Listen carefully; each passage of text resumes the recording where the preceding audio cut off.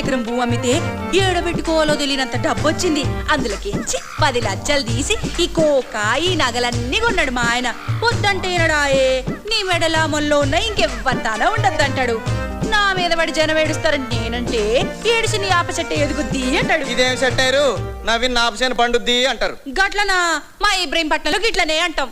Array array నువ్వు ఉండు తమ్మి, నీ కథ అంతా నాకెరికెళ్ళే.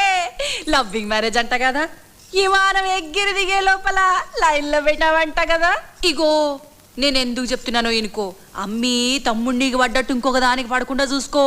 ఒక్కసారి పట్టుడు అలవాటైనాక ఇక పట్టుడు కష్టం అన్నట్టు. మీరెందుకు వచ్చారు మేడం? గప్పడు సందు చూస్తున్నా. ఎవరివా నువ్వు? పాను అనివా? ఓనర్లు మాట్లాడుతున్నప్పుడు నౌకర్ల మధ్యలో మాట్లాడదని తెలియదా నీకు? రండి రండి కూకోండి. చీ